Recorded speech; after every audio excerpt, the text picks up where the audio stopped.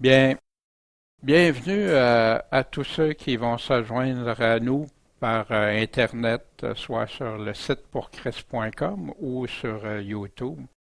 Bien sûr, bienvenue à tous ceux qui recherchent la parole de Dieu, qui recherchent l'Évangile, mais tel qu'il a été donné il y a près de 2000 ans.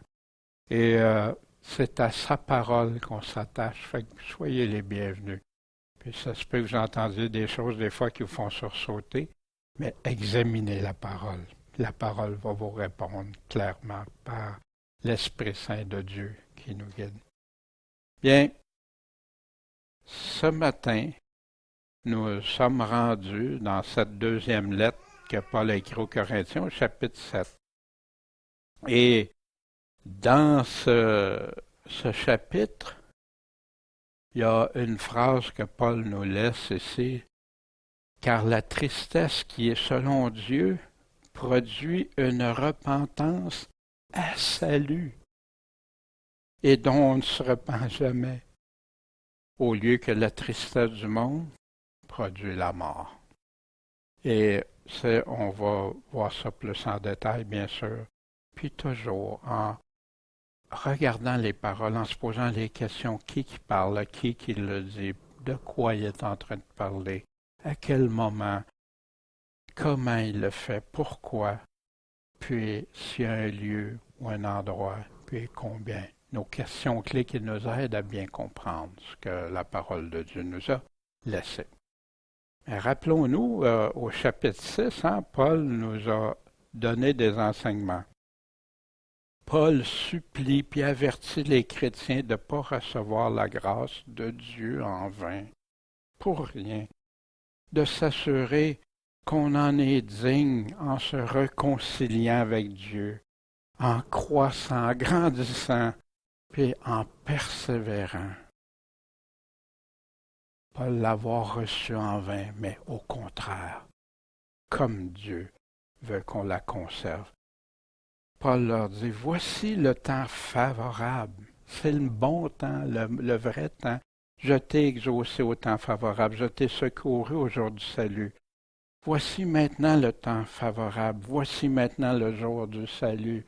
Paul dit ça à des chrétiens, des gens qui ont entendu parler, des gens qui ont reçu la grâce de Dieu, des gens qui ont été, mais il leur répète maintenant le temps favorable.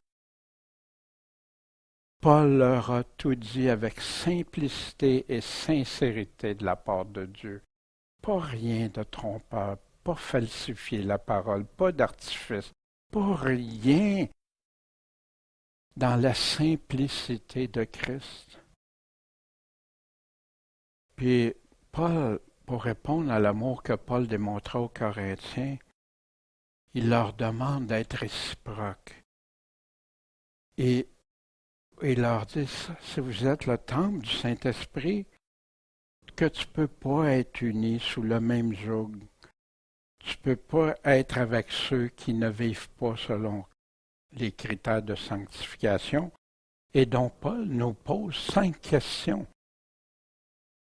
Un même joug avec des infidèles, entre la justice et l'iniquité, entre la lumière et les ténèbres, entre Christ et Bélial, entre le fidèle et l'infidèle, être unis ensemble.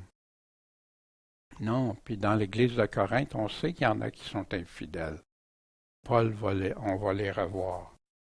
Puis d'ici la fin de la deuxième lettre aussi. Entre le temple de Dieu puis les idoles, l'idolâtrie. Wow! Toutes des questions qu'on répond non, il ne peut pas y avoir d'union entre ça. Il ne peut pas y avoir d'unité avec ça. Et il demande tout simplement, pour être réciproque, de se séparer de ceux qui ne veulent pas marcher pleinement dans la piété en Jésus-Christ, selon l'Esprit Saint. Puis on va le voir, il va continuer. On sait qu'il n'y avait pas de chapitre au début dans la lettre.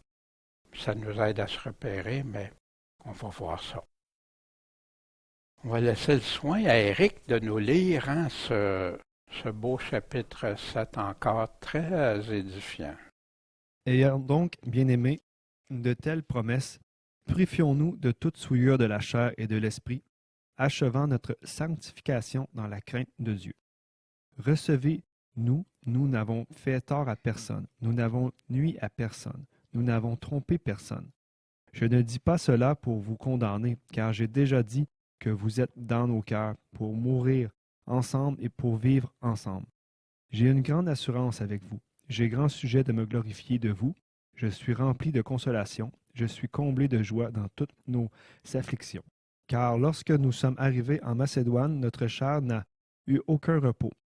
Au contraire, nous avons été affligés en toute manière par des combats au dehors et des craintes au dedans. Mais Dieu, qui console ceux qui sont abattus, nous a consolés par l'arrivée de Tite. Et non seulement par son arrivée, mais aussi par la consolation qu'il a reçue de vous, nous ayant raconté votre ardent désir, vos larmes, votre zèle pour moi, en sorte que ma joie en était augmentée. Car bien que je vous ai attristé par ma lettre, je n'en m'en repens pas. Si même je m'en suis repenti parce que je vois que cette lettre vous a attristé, bien que pour un peu de temps. Maintenant, je me réjouis non de ce que vous avez été attristé, mais de ce que votre tristesse vous a porté à la repentance, car vous avez été attristé selon Dieu, en sorte que vous n'avez reçu aucun dommage de notre part. Car la tristesse qui est selon Dieu produit une repentance à salut, et dont on ne se repent jamais, au lieu que la tristesse du monde produit la mort. Car voici cette même tristesse selon Dieu, quel empressement n'a-t-elle pas produit en vous?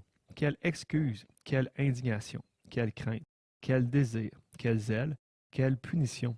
Vous avez montré à tout égard que vous êtes pur dans cette affaire.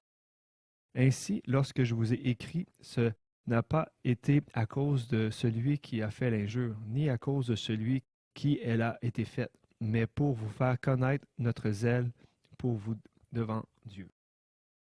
C'est pourquoi votre consolation nous a consolés, mais nous avons été encore plus réjouis par la joie de Tite, car son esprit a été restauré par vous tous. Et si je me suis glorifié de vous devant lui en quelque chose, je m'en ai point eu de confusion. Mais comme nous avons dit toutes choses avec vérité, ainsi, ce dont nous nous sommes glorifiés auprès de Tite, c'est trouver la vérité. Aussi, quand il se souvient de l'obéissance de vous tous et comment vous l'avez reçue avec crainte et tremblement, son affection pour vous en devient plus grande. Je me réjouis donc de ce qu'en toute chose j'ai confiance en vous. Bien, merci beaucoup, Éric, pour la lecture de ce chapitre. Juste avant, demandons à Dieu de bénir sa parole dans nos cœurs. Bon Père céleste, toi qui, par ton esprit, nous as laissé ces paroles, par ton Fils, par tes apôtres, par ta nouvelle alliance, ton Nouveau Testament qu'on a aujourd'hui, près de 2000 ans plus tard, pour nous conduire, nous guider, s'appuyer fermement. Seigneur, guide-nous, éclaire-nous, que ton Esprit Saint nous aide à bien comprendre tes paroles, puis toute l'importance, puis surtout de mettre en pratique ces choses dans nos vies, dans notre cœur, en ton saint nom, Jésus-Christ, le Maître, le Sauveur. Amen. Bien, Paul poursuit ce qu'on avait vu au chapitre 6. Donc, le mot donc, qui fait le lien toujours. Ayant donc bien aimé de telles promesses.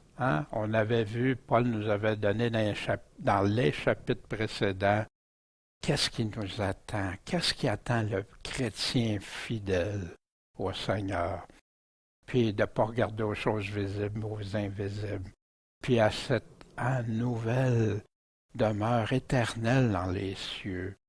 On avait vu la nouvelle Jérusalem qui va être éternelle. Les cieux actuels vont disparaître, mais les nouveautés. Ayant donc de telles promesses, purifions-nous de toute souillure de la chair et de l'esprit. Parce que oui, on peut avoir des souillures de la chair. la fornication, etc., tout ça, mais aussi de l'esprit dans notre pensée, celui qui peut commettre même un adultère en pensée, hein, comme exemple. Achevant notre sanctification. Voyez-vous, ce qui vient en contradiction avec plusieurs théologies qui disent que tu es sanctifié une fois, puis ça reste comme ça. Non, on doit toujours, il y a un combat, on doit demeurer, puis aller de progrès en progrès, puis se débarrasser de tout ce qui déplaît à Dieu dans nos vies. Parce que maintenant, on ne vit plus pour nous-mêmes, on vit pour lui.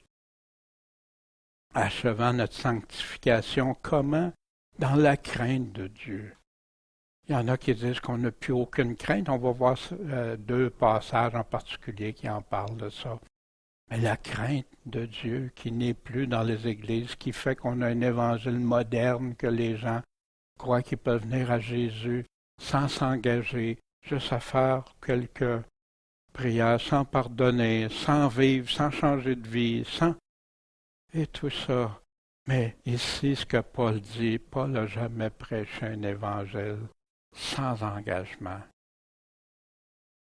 Voici dans Acte 9, verset 31. Cependant, les églises étaient en paix dans toute la Judée, la Galilée et la Samarie. Hein? C'est le début des églises. Les églises étant édifiées en Jésus-Christ et marchant dans la crainte du Seigneur. Puis elles se multipliaient comment? Par le secours du Saint-Esprit. Si le début, les églises étaient comme ça, comment ça se fait qu'on dit aujourd'hui que les églises n'ont plus à craindre le Seigneur? C'est plus la même église. Oui, je crois que si tu n'as pas de crainte du Seigneur, tu n'as pas la crainte de l'offenser, tu n'as pas la crainte du péché, de faire le mal, puis rendre ça comme si c'était anodin. Voici dans Hébreux qu'on avait vu. Craignons donc que la promesse d'entrer dans son repos nous étant laissée, quelqu'un de vous ne paraisse y avoir renoncé. Ah, Jésus nous donne la semence dans les 4 terrains. Qu'est-ce qui arrive à certains? Car l'heureuse promesse nous a été faite aussi bien qu'à eux. Puis il parlait de l'exemple des Israélites. Mais cette parole qu'ils avaient entendue ne leur servit pas parce que ceux qui l'entendaient, ils n'ont pas ajouté de foi. Ils ont tout entendu, mais ils n'ont pas cru. Croire, c'est mettre en pratique. C'est agir en conséquence. Achever notre sanctification dans la crainte de Dieu. Voici ce que l'apôtre Pierre, comme sa divine puissance, nous a donné tout ce qui regarde, quoi? La vie et la piété. Sa puissance nous a donné tout ça à Dieu. Comment? Par la connaissance de celui qui a été appelé par sa gloire et par sa vertu, par lesquels nous ont été données les très grandes et précieuses promesses, hein? Comme Paul dit, de telles promesses, ayant donc de telles promesses, afin que par leurs moyens, vous soyez participants de la nature divine, devenir à l'image de Dieu, devenir comme Dieu, en fuyant la corruption qui règne. En passant, je n'ai pas dit de devenir des dieux, non. Comme Dieu, imiter ce que Dieu, l'amour de Dieu. Ce que être loin du péché. En fuyant la corruption, il dit comment, qui règne dans le monde par la convoitise. Ainsi, alors, hein, y apportant tout votre zèle. Ah, t'es ben trop zélé, toi. Apportant tout votre zèle, ajoutez à votre foi la vertu, à la vertu, la connaissance, la science, et à la science, la tempérance, le contrôle, à la tempérance, la patience ou persévérance, à la patience, la piété, et à la piété, l'amour fraternel, et à l'amour fraternel, la charité. Parce que si ces choses sont en vous et y abondent, hein, tous ces fruits-là, elles ne vous laisseront ni oisifs ni stériles dans la connaissance de notre Seigneur Jésus-Christ. Il y en a qui veulent vivre, qui disent qu'ils connaissent Jésus-Christ, qui sont en relation avec Jésus-Christ, sans tenir compte de ce que Pierre est en train de dire. Ils se leurrent eux-mêmes. Voici, mais celui en qui ces choses ne se trouvent pas est aveugle. Sa vue est courte, il a oublié la purification de ses péchés passés. Maintenant, ça ne le dérange plus de vivre dans le péché. Wow! C'est pourquoi étudiez-vous, frères, d'autant plus à affirmer votre vocation et votre élection. Oui, parce que tu peux la rendre solide. Car en faisant cela, vous broncherez jamais. Et ainsi l'entrée dans le royaume éternel de notre Seigneur et Sauveur Jésus-Christ vous sera pleinement accordée. C'est pourquoi je ne négligerai pas de vous rappeler sans cesse ces choses. Quoique vous les sachiez, vous le savez ça, et que vous soyez affermis dans la vérité présente. Est-ce qu'il est en train de parler de la vérité présente aujourd'hui ou la vérité présente quand il est écrit, quand l'Évangile a été donné? Et je crois qu'il est juste, aussi longtemps que je suis dans cette tente, dans ce corps, de vous réveiller par mes avertissements. Les avertissements que beaucoup n'écoutent plus parce qu'on leur a dit, on leur a donné un évangile dilué de la puissance de Dieu, de l'épée tranchante qui tranche dans nos cœurs, nos émotions, puis qui nous font comprendre ce que Dieu veut ou pas. Achevant la sanctification, voici quelques passages de la crainte de Dieu. C'est rempli dans le Nouveau Testament en passant. Sachant donc la crainte qu'on doit au Seigneur, hein? Vous vous souvenez que Paul parlait de ça, fait que là on parle à cause de ça. Soumettez-vous les uns aux autres, comment? Dans la crainte de Dieu. En passant, il ne nous dit pas d'être terrorisé, mais de craindre Dieu. Quand Dieu parle, on l'écoute. Hein? Un enfant qui ne craint pas ses parents, hein? Pourtant, la crainte qu'il a, c'est juste nécessaire à l'éviter qu'il fasse des choses qui vont lui être néfastes. On ne parle pas de terroristes ici, on ne parle pas de ceux qui abusent, on ne parle pas de... Non! Quand on aime, ben Dieu nous aime aussi.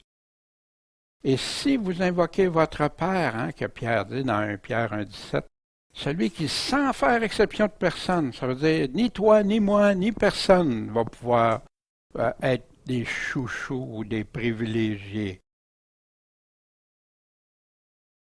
Juge selon l'œuvre de chacun. C'est intéressant, hein? Des œuvres que beaucoup bafouent, mais Dieu dit qu'il va nous juger. Jésus dit la même chose dans l'Apocalypse et ailleurs dans le Nouveau Testament. Conduisez-vous avec crainte durant le temps de votre habitation passagère ici. Craignez Dieu, prenez-le au sérieux, Dieu. Ainsi, mes bien-aimés, comme vous avez toujours obéi, non seulement quand il était là, mais encore dans son absence, travaillez œuvrez à votre salut avec crainte et tremblement. Est-ce que c'est nouveau quand Paul disait achevant notre sanctification dans la crainte de Dieu? Non, c'est répété partout. Et voici où un des passages que les gens se servent pour dire, il n'y a pas de crainte, tu n'as pas à craindre Dieu. Et si vous vivez selon la chair, vous mourrez, hein? Achevant votre sanctification de se départir des choses de la chair. Si vous vivez comme ça, vous mourrez. Mais si vous faites mourir les œuvres du corps, vous vivrez. Car tous ceux qui sont conduits par l'Esprit de Dieu sont enfants de Dieu. Mais lesquels sont enfants de Dieu? Ceux qui vivent selon l'Esprit de Dieu, qui font mourir ce que les œuvres mauvaises que le corps fait, qu'on fait dans notre corps. Car vous n'avez pas reçu un esprit de servitude pour être encore dans la crainte, mais vous avez reçu un esprit d'adoption par lequel nous crions « Abba, Père ». Mais oui, c'est très vrai. Pour celui qui vit selon l'Esprit Saint, qui vit dans la sanctification, qui vit selon Dieu, il n'y a pas de problème. Mais celui qui ne vit pas, il va mourir. Celui qui vit selon la chair va mourir. C'est ça que Paul est en train de dire. Fait qu'ici, Amen, Abba, Père. L'Esprit Saint vient nous le confirmer qu'on est enfant de Dieu. Mais un enfant de Dieu va vivre selon Dieu. Un autre passage ici. qui est utilisé pour dire que les chrétiens ne doivent pas. Hein, on découpe des bouts de phrases. On dit, tu vois, tu n'as pas de crainte. L'amour bannit la crainte. Hein? On va aller voir ça. Pour nous, nous avons connu et cru l'amour que Dieu a pour nous. Dieu est charité, et celui qui demeure dans la charité demeure en Dieu et Dieu en lui. Hein? Comme Jésus dit, celui qui demeure en moi. Hein? En ceci, la charité ou l'amour de Dieu est accompli en nous, afin que nous ayons confiance au jour du jugement. Pour avoir confiance pour quand? Au jour du jugement. C'est que nous sommes dans ce monde tel qu'il est lui-même. Ça passe souvent vite, vite, vite. Qu'est-ce que ça veut dire tel qu'il est lui-même?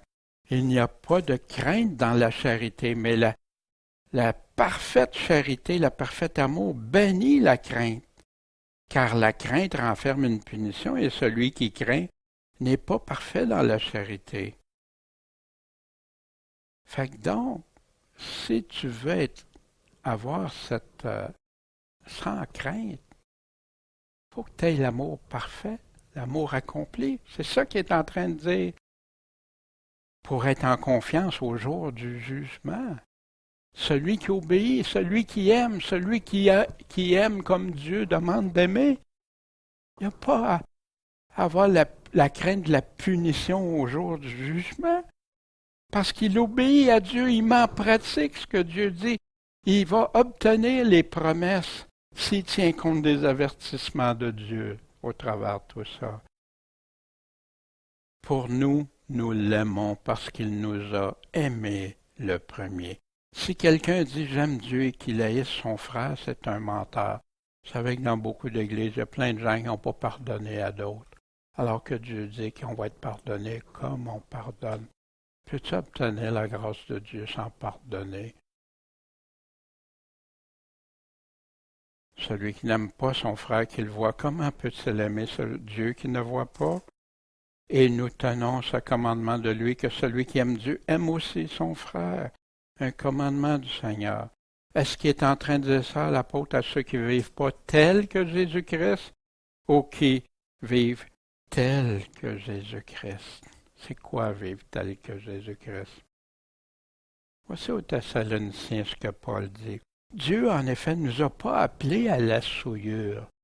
Il ne nous a pas appelés à vivre selon la chair, mais à la sainteté. Quelqu'un qui se dit appelé de Dieu doit dire, il m'a appelé à la sainteté. C'est pourquoi celui qui rejette ceci ne rejette pas un homme, mais Dieu qui nous a aussi donné son Saint-Esprit. J'ai entendu des prédications qui contredisaient ça. Que maintenant que tu as accepté Jésus, là, il n'y a plus rien. Mais ils ne réalisent pas ce qu'ils font.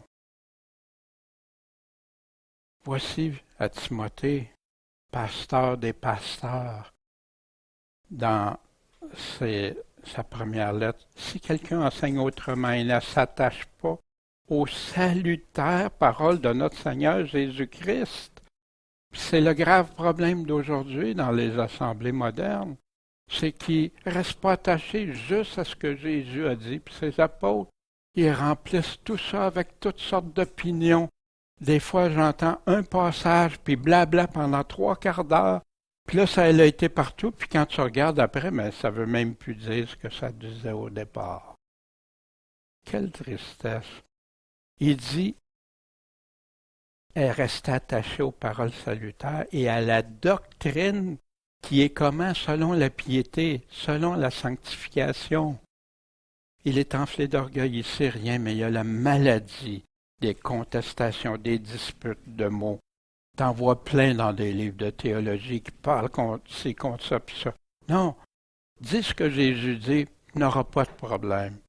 Reste attaché à ses paroles de salut. C'est lui qui a les paroles de salut, c'est lui qui a les paroles de la vie éternelle. Les querelles, médisances, mauvais soupçons. J'ai vu combien de guerres entre chrétiens. Et parce qu'ils s'attachaient plus à ce que leur théologien ou leur dénomination disait que qu'est-ce que Jésus disait.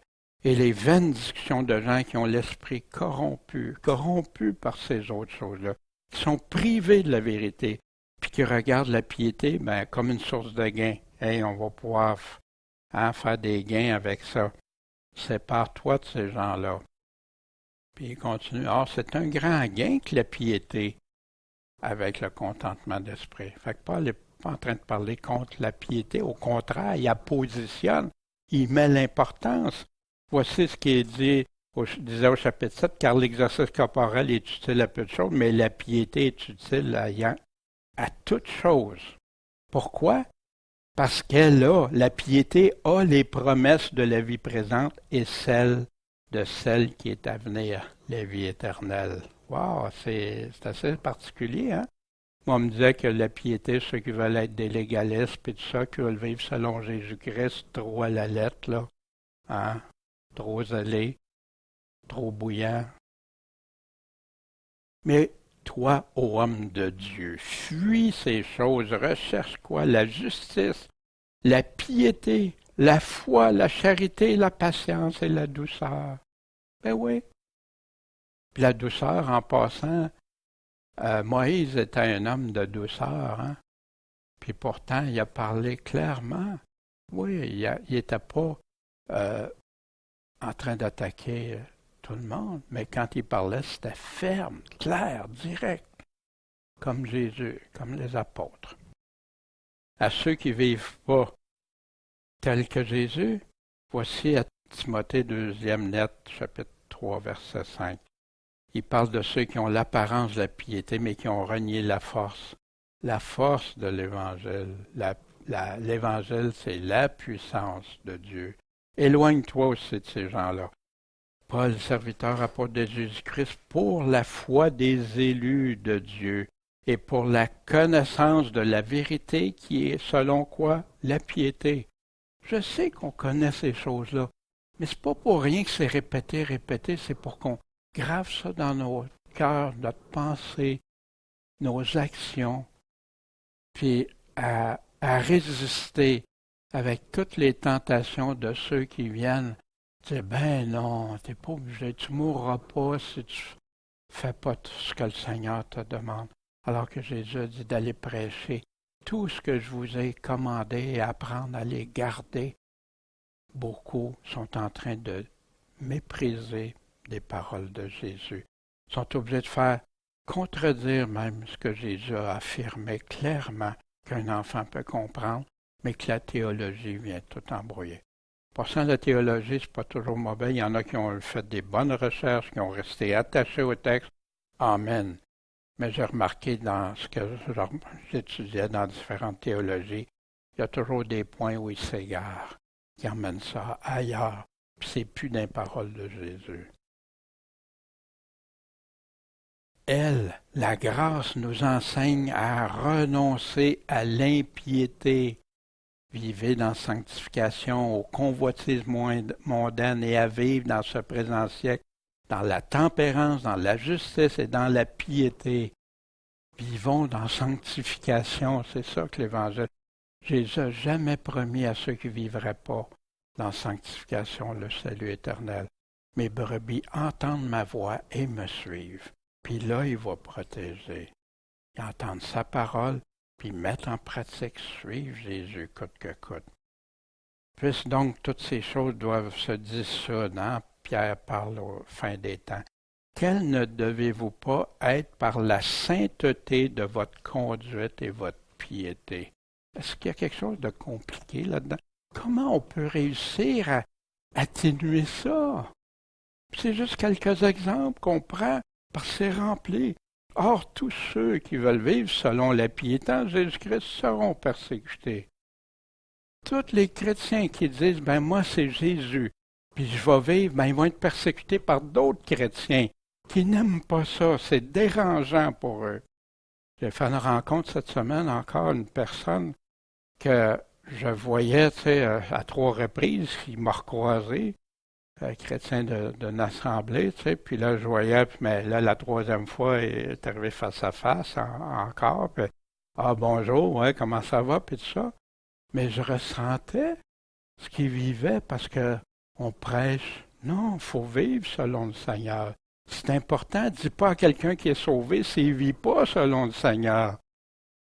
Puis je sais, il fait partie d'une assemblée de la même dénomination que je faisais partie autrefois pendant plusieurs années. Un évangile dilué, sans la puissance de Dieu. Puis j'ai vu aussi des mêmes piégés dans des affaires. Mais lui, il défend, il est sûr que qu'est-ce qu'il a appris, c'est la pure vérité. Mais il va pas, quand tu y m'engages, Jésus, il dit ça. Non, non, non. C'est coupable en partant, c'est ça. Voyez-vous, tantôt, quand il parlait des personnes qui ne veulent pas vivre selon la piété, ben, ça va faire des querelles, des divisions, plein d'affaires. Puis le pire, c'est que c'est même plus basé sur les paroles de Dieu, c'est les paroles d'un tel ou d'un autre théologien. Mais quand tu veux vivre selon la piété en Jésus-Christ, attends-toi d'être persécuté, d'être rejeté, méprisé des autres. Dit toutes sortes d'affaires. Paul en parle, hein? Paul vivait ça lui-même. C'est ça qu'il dit aux Corinthiens. Quelques-uns des avertissements, les bons, les mauvais fruits. Jésus parlait de, on va reconnaître s'il porte des bons ou des mauvais fruits. C'est pas tout homme qui me dit Seigneur, Seigneur qui va entrer dans le royaume des cieux, mais celui qui fait la volonté de mon Père qui est dans les cieux. Celui qui obéit quand le Père a dit voici, celui-ci est mon Fils bien-aimé, écoutez-le. C'est lui qu'on doit écouter. Plusieurs vont me dire en ce jour, Seigneur, Seigneur, est-ce qu'on n'a pas prophétisé, hein? On n'a pas annoncé en ton nom, parlé en ton nom? Est-ce qu'on n'a pas chassé même des démons en ton nom? Est-ce qu'on n'a pas fait plusieurs miracles même en ton nom? Alors je leur dirai ouvertement, publiquement, sans cachette, je vous ai jamais connu. Retirez-vous de moi, vous qui faites métier d'iniquité, métier de péché, vous continuez dans le péché. Quiconque donc entend ces paroles que je dis, les met en pratique, je le compare à un homme prudent qui a bâti sa maison sur le roc, savoir reconnaître les fruits. Puis les fruits, si tu vis dans le péché, puis tu justifies quelqu'un de vivre dans le péché, il va toujours rester pécheur. On a vu dans Romains, c'est pas ça. Paul est en train de présenter un argument, mais malheureux que je suis, qui va me délivrer de ça? Mettre en pratique, sinon la ruine va être grande. Il parle des bons et mauvais serviteurs. Hein? Le méchant dit, ben mon maître tarde à venir, fait qu'il connaît, lui, Jésus-Christ. Et qui se met à battre ses compagnons de service, à mépriser ses compagnons, à manger et à boire avec des ivrognes. Ceux qui ne restent pas sobres selon le Seigneur. Je ne parle pas nécessairement de boisson ici. Le maître de ce serviteur viendra au jour qu'il n'attend pas et à l'heure qu'il ne sait pas. Il le séparera, lui donnera sa part avec les hypocrites, et là seront les pleurs et grincements de dents. Pourtant, c'est quelqu'un qui connaissait le Seigneur. Il a même parlé, il a fait plein de choses en son nom. Les 10 vierges, une prête, l'autre pas prête. La porte est barrée. Les talents reçus, ils reçoivent des talents, mais il y en a qui les font multiplier, puis l'autre le garde. Bouc et brebis. Il y en a qui ont aimé, se sont occupés de ceux dans la misère, d'autres pas. Les tièdes vomis de la bouche de Jésus, puis c'est rempli, rempli, vous les connaissez. La crainte de Dieu, au contraire, nous pousse à porter du fruit pour lui. Pas le contraire. Voici pour les talents. C'est pourquoi te craignant. Pourtant, cet homme-là craignait le Seigneur. Je suis allé, j'ai caché ton talent dans la terre. Voici ce que tu as est à toi. Et son maître lui répondit, méchant et paresseux serviteur. Tu savais que je moissonne où je n'ai pas semé, que je recueille où je n'ai pas répandu. Il te fallait donc donner mon argent au banquier. À mon retour, j'aurais retiré ce qui est à moi avec l'intérêt. ôtez-lui donc le talent et donnez-le à celui qui a les 10 talents. Car à celui qui a, on va lui donner, celui qui porte des fruits, qui met en pratique, et il aura encore davantage. Mais celui qui n'a pas, on ôtera même ce qu'il a. Hein? Jetez donc le serviteur inutile. Ça a rapport à quoi?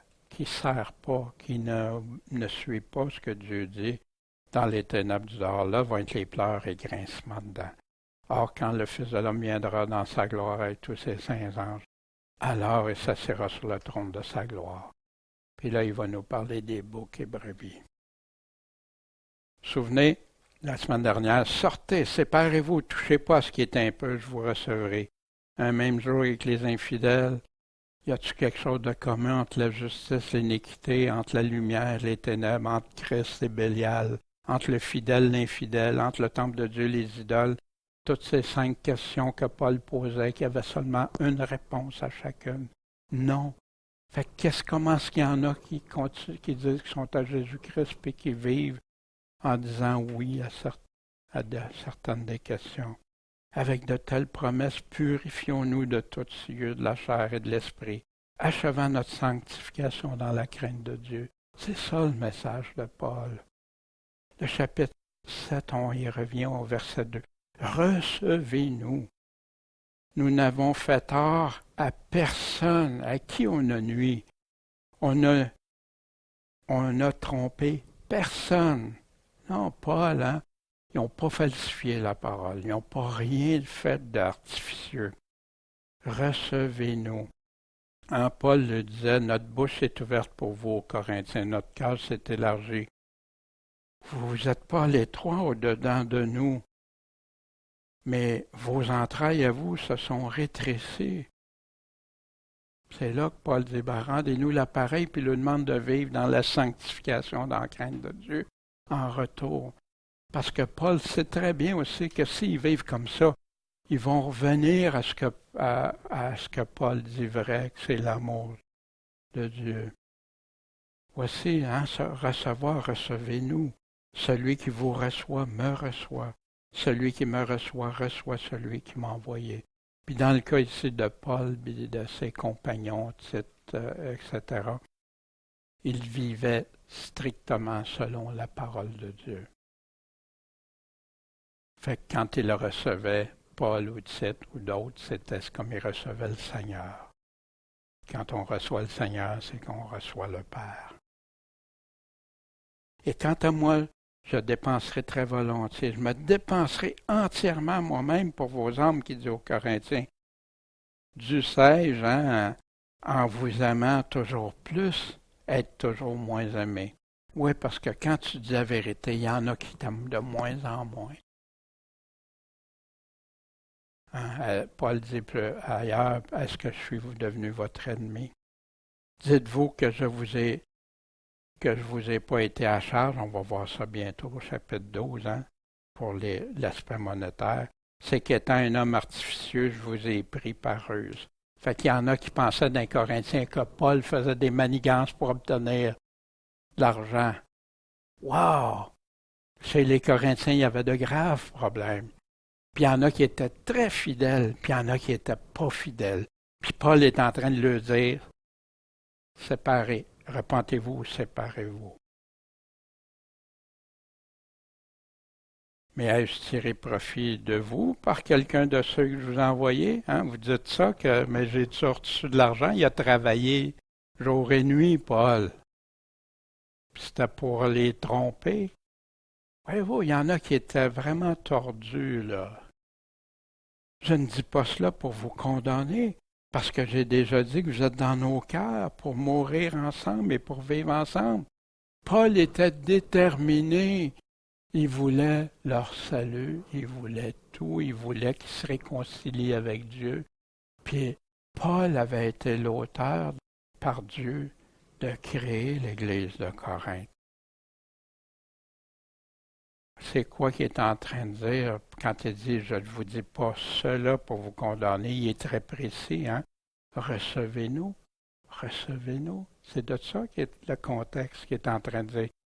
Fait qu'il y en a qui vont dire, ben non, Paul ne condamne pas personne. Ah non, on va revoir éventuellement tous les passages avant la synthèse. Tout ce que Paul dit à des Corinthiens qui ne sont même pas dans la foi. J'ai une grande assurance avec vous. J'ai un grand sujet de me glorifier de vous. Je suis rempli de consolation. Je suis comblé de joie dans toutes nos afflictions. Paul veut continuer d'avoir une confiance dans les Corinthiens. Il sait qu'il ne peut pas le donner à tous, et il le dit très bien ailleurs dans sa lettre. Mais ils veulent qu'ils viennent à se repentir, ils veulent qu'ils viennent à Dieu.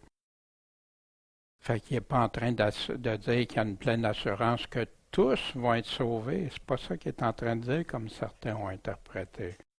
Mais ils sont Paul est comblé, il est consolé. Pourquoi? Car lorsque nous sommes arrivés en Macédoine, hein, notre chair, notre corps n'a eu aucun repos. Au contraire, on a été affligés de toute manière par des combats au dehors, des craintes au-dedans. Mais Dieu, qui console ceux qui sont abattus, les a consolés comment? Nous a consolés par l'arrivée de Tite. Ah, que ça fait du bien, hein? Quand on partageait comme ce matin, quand on rencontre quelqu'un, hein? Ça nous console-tu? Ça nous aide-tu? Parce qu'on se sent tout seul à vouloir vivre selon Jésus. Alors que ceux qu'on aime, puis des chrétiens même qui nous rejettent parce qu'on veut juste obéir à Jésus. Consolés par l'arrivée de Tite. Et non seulement par son arrivée, hein, qui était déjà une grande consolation, mais aussi par la consolation qu'il a reçue de vous. Fait que Tite a reçu de la consolation, parce que Tite, quand il a été voir, là, il allait avec un message aussi de Paul. Il savait qu'il pouvait y avoir de la confrontation, parce que Paul leur avait dit les choses qui n'allaient pas. Mais la consolation qu'il a reçue de vous, nous ayant raconté votre ardent désir, vos larmes, votre zèle pour moi. Wow! Hey, on s'attendait à être reçus comme des chiens d'un jeu de quai. Mais là, non. Je suis encore apprécié par plusieurs d'entre eux. Car bien que je vous ai attristé par ma lettre, hein, voici le pourquoi quand 7 ans il a été aussi. Je m'en repens pas. Si même je m'en suis repenti, parce que je vois que cette lettre vous a attristé, bien que pour un peu de temps. Fait qu'il est en train de dire la lettre qu'il a écrite, qu'on va revoir dans quelques instants. Je m'en repens pas. Pourquoi? Parce que même si ça vous a attristé, même si j'aurais eu comme des choses me repentir, tu sais, des fois tu fais quelque chose, tu regrettes, ah, j'ai-tu été trop dur, j'ai-tu été comme, ça va-tu les éloigner ou les rapprocher? Je me sens comme ça souvent. Je comprends très bien comment Paul pouvait se sentir. Parce que tu dis des choses de Dieu, tu sais que ça ne fera pas l'affaire. Tu sais que c'est pas ça que des gens veulent entendre souvent. Je m'en repens pas. Parce que je sais que ça peut vous avoir attristé, mais pour un peu de temps. Mais maintenant, je me réjouis. Mais je me réjouis pas que vous ayez été attristé. C'est pas ça qui est ma réjouissance. Mais de ce que votre tristesse vous a porté à la repentance. Wow! On va voir, hein? Le contexte, c'était quand il a parlé de l'homme qui vivait avec la femme de son père, puis il a dit de réagir à ça, hein? Fait car vous avez été attristés selon Dieu. Oui, il y a des chrétiens, des fois, qui disent, mais pas lui dire ça, ça va lui faire de la peine, ça va l'attrister. Mais non, Dieu, il y a des fois qu'on doit être attristé. C'est ça qui nous conduit à la repentance. Quand on réfléchit, on réalise, puis là, on comprend qu'un frère vient nous dire, ben Daniel, regarde là ce que tu as fait, là, regarde ce que Dieu en dit. Pas, non, moi j'ai ma relation avec le Seigneur, puis dis-moi pas quoi. Non, qu'est-ce que Dieu a dit? Wow, Dieu, c'est ça, j'avais pas réalisé qu'est-ce que je suis en train de faire. Pardon, Seigneur. Attristé. Votre tristesse vous a porté à repentance parce que vous avez été attristé selon Dieu, conformément à Dieu, en sorte que vous avez reçu aucun dommage de notre part. Fait que même si j'aurais regretté de vous avoir envoyé, non, c'est la chose à faire. Car la tristesse, puis il continue de leur expliquer, Paul développe la repentance. Ici, un exemple extraordinaire de repentance.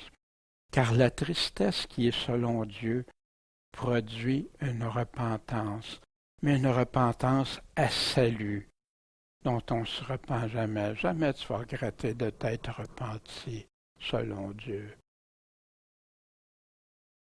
Au lieu que la tristesse du monde, elle a produit la mort. La tristesse du monde. Hein? On peut être triste, il y aurait plein de malheurs à chaque jour. Plein de gens sont malheureux dans tout ça. Mais souvent, cette tristesse-là ne les amènera pas à se repentir parce que c'est pas selon Dieu. Quelle tristesse! C'est pour ça qu'on veut parler, c'est pour ça qu'on veut l'annoncer, l'Évangile de Jésus-Christ. Pour qu'il y en ait qui viennent à la tristesse, qui produit une repentance pour le salut, pour les sauver. La tristesse qui produit la mort, hein, vous avez vu Judas, hein, qui après s'être repenti, mais il a pas, ça produit la mort, lui. Il a été se pendre au lieu d'aller, non, je vais aller à Dieu, selon Dieu. Il s'est pendu, il s'est tué lui-même. Quelle tristesse! Car voici cette même tristesse selon Dieu. La tristesse selon Dieu que vous avez eue, Corinthiens. Quel empressement que ça n'a pas produit en vous. Vous avez voulu bouger. Oh, il faut qu'on règle ça. Empressement. Quelles excuses! Wow! On s'excuse d'avoir fait ça devant Dieu, bien sûr, parce que c'est la tristesse selon. C'est toujours en rapport à Dieu. Quelle indignation! Ils ont été indignés de ce qui se passait, puis aussi d'eux autres. C'est ça qui les a emmenés. Puis quelle crainte! Wow! Là, ils ont réalisé, ils n'avaient pas peur, ils pensaient qu'eux, ils étaient supérieurs aux autres parce qu'il y avait une grande tolérance dans l'Assemblée. Mais c'est pas ça que Paul les a dit, hein? Non. J'ai déjà séparé, j'ai déjà jugé. Quel zèle! Quel désir! Quelle punition! Qu'est-ce qu'ils ont fait?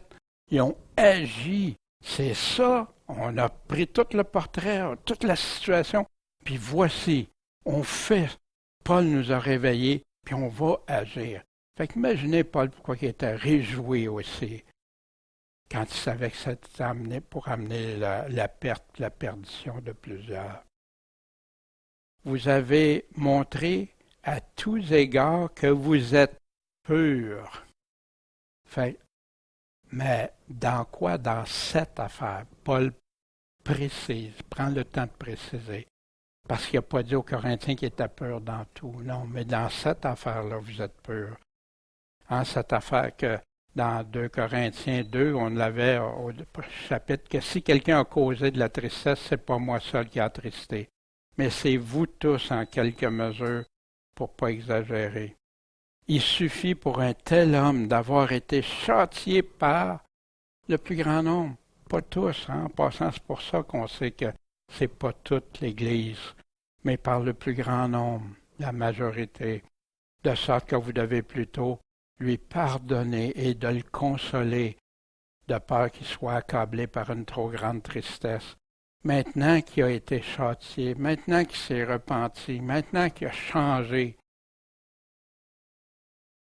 c'est aussi pour cela que je vous ai écrit afin de connaître en vous mettant à l'épreuve si vous êtes obéissant en toutes choses. Êtes-vous des vrais de vrais? Êtes-vous une vraie Église? Faites-vous comme Jésus a enseigné dans Matthieu 18, de reprendre. Celui donc à qui vous pardonnez, je lui pardonne aussi, hein, puis il continue, puis pour pas que Satan...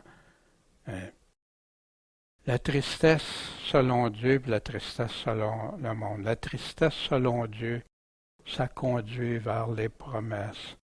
la tristesse selon le monde l'emmène en bas. Ainsi, lorsque je vous ai écrit, ça n'a pas été à cause de celui qui fait l'injure, ni à cause de celui à qui elle a été faite.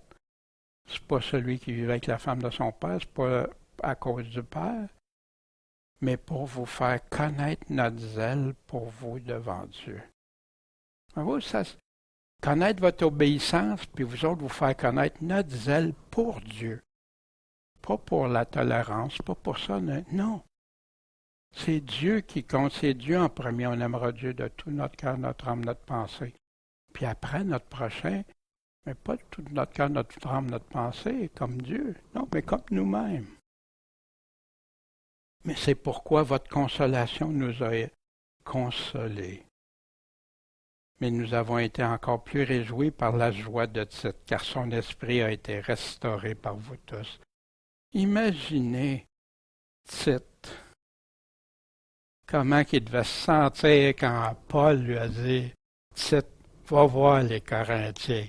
Tite, j'ai probablement la lettre avec lui pour aller livrer, puis tout ça. » Wow! Wow! Fait que tu t'en vas, puis ça m'est arrivé, tu allé rencontrer des personnes ou une assemblée, même pour leur dire qu'il y a quelque chose qui ne va pas selon Dieu. Comment ils vont te recevoir, qu'est-ce qui va se passer? Puis là, quand tu vois que ça porte du fruit de repentance, ça des fois j'avais des craintes, Seigneur, comment je vais parler de ça? Comment je vais dire ça? Mais là, tu dis, puis là, les personnes disent, ouais, ben justement, Dieu m'a parlé cette semaine. Vous savez la paix, la joie que ça donne. Et si je me suis glorifié de vous devant lui en quelque chose, devant Tite, j'en ai pas eu de confusion. Mais comme nous avons dit toutes choses avec vérité, Paul peut dire ça parce que Paul dit jamais rien de trompeur, jamais rien qui est à côté de la vérité ou essayer de tricoter dans la vérité. Non, claire, simple, vérité. C'est ainsi ce dont nous sommes glorifiés auprès de Tite, c'est de trouver la vérité. Parce qu'il avait dit à Tite, oui, c'est une église, ils ont des difficultés, tout ça, mais il y en a qui... Puis c'est la vérité, puis les Corinthiens, la majorité s'est repentie. Amen. Aussi, quand il se souvient de l'obéissance de vous tous et comment vous l'avez reçu avec crainte et tremblement, ils ont reçu Tite comme ils ont reçu Paul. Comme quand ils recevaient Paul, ils recevaient le Seigneur. Son affection pour vous en devint plus grande. Comme à Timothée, il disait, reprends devant tous ceux qui pêchent, afin que les autres aussi en aient de la crainte. Puis c'est probablement l'effet que ça produit pour plusieurs. Ici, on dit l'obéissance de vous tous.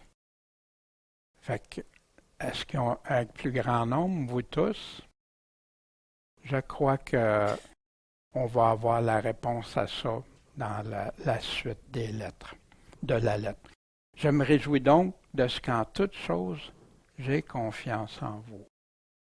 Comme Paul disait dans 2 Corinthiens chapitre 3, vous êtes vous-même notre lettre écrite dans nos cœurs, connue et lue par tous les hommes, car il est évident que vous êtes une lettre de Christ, due à quoi? À notre ministère, écrite non avec de l'encre, mais avec l'esprit du Dieu vivant, non sur des tables de pierre, la loi de Moïse, mais sur des tables de chair, celle du cœur.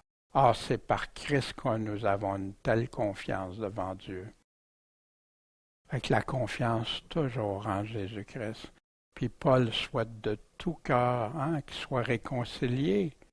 Il veut, puis il a confiance, il veut que c'est ça qui arrive. Puis là, il a été encouragé parce qu'il a vu que quand Tite y a été, ils ont bien réagi.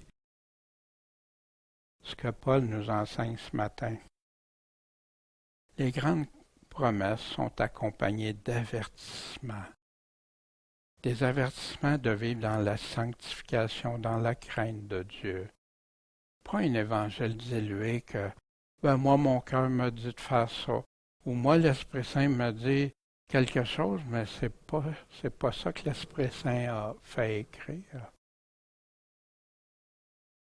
Paul se réjouit que plusieurs des Corinthiens lui témoignent la fidélité.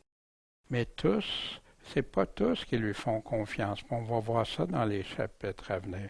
Il demande la réciprocité. En quelle façon? En se séparant de ce qui n'est pas conforme à Dieu. Je vous aime, moi, je vous aime de tout mon cœur, Paul dit. Mais il demande, aimez-moi aussi. Mais aimez-moi comment? En vous débarrassant de tout ce qui n'est pas conforme à Dieu. C'est ça qu'un cœur de pasteur, un bon prédicateur veut. Il ne veut pas attirer à lui pour lui. Il veut que les gens se conforment au Seigneur. Qui pourrait vouloir plus que ça, que des gens pécheurs comme lui-même se convertissent, se repentent et en viennent au Seigneur, à obéir au Seigneur, séparés de tout ce qui n'est pas conforme à Dieu. Paul leur témoigne la véritable repentance selon la tristesse du monde. Non, selon la tristesse de Dieu. Et non du monde que plusieurs ont démontré. Voyez-vous, soyez toujours aux aguets aussi d'écouter. On peut se tromper. Il y en a qui trompent délibérément. Il y en a tout. Mais restons attachés. Qu'est-ce que Dieu a dit? On va vérifier dans ce temps-là. On fait comme les Béréens, puis on vérifie. Fait que la véritable repentance, ça vient de la tristesse de Dieu, qu'on regrette amèrement. Mais quand on regrette amèrement, Dieu, tu me fais haïr ce que tu es, tu me fais aimer ce que tu aimes. Puis je me débarrasse de ça, je me détourne de ça, j'en veux plus. C'est cette nouvelle vie maintenant, pour toi, pour vivre avec toi, pour toi, en toi. Et non, comme beaucoup d'évangiles modernes, que c'est pour juste ton bien, mais sur la terre, que c'est tout pour toi, pour le moi, au lieu d'être moi pour Christ, moi engagé avec Christ. Puis après, Christ va me bénir, je sais qu'il va s'occuper de moi, que ça aille bien, que ça aille mal, il va tout faire pour que je lui demeure fidèle. Il va même me corriger si c'est nécessaire, il va m'amener. Mais on a un outil merveilleux qu'il nous a laissé, son livre d'instruction, pour nous conduire. Il ne nous laisse pas orphelins, hein? Son Esprit Saint qui a donné la parole, parce que c'est bien facile aujourd'hui, tout le monde peut dire qu'ils ont l'Esprit Saint. Mais comment on peut tester les esprits? La parole de Dieu. Puis nous, par rapport à ce que Paul a dit, qu'est-ce qu'on fait dans notre vie, chacun de nous? Puis ensemble, pour Christ. Puis s'il y a des choses, parfois, qu'on découvre, qu'on a soit toléré, soit accepté, soit fait des choses qui ne sont pas conformes à l'Évangile de Jésus-Christ, bien, sanctifions-nous. Séparons-nous de ce qui n'est pas de lui. Puis si on est avec des gens, parfois, je ne parle pas de ceux qui, parce qu'ils ne le savent pas encore, mais quand ils le savent, puis qu'est-ce que Dieu a dit, puis qui veulent continuer de marcher dans les ténèbres, qui veulent continuer de marcher contraire à Christ, qui ne veulent pas. Puis il disait ça à une église, dans une église. Et qui on va suivre? L'unité, mais dans la vérité de Christ, c'est le fondement. Unis dans le mensonge, crée toutes sortes de religions, de dénominations et tout. Restons fidèles au Seigneur. C'est lui qui a les paroles de la vie éternelle.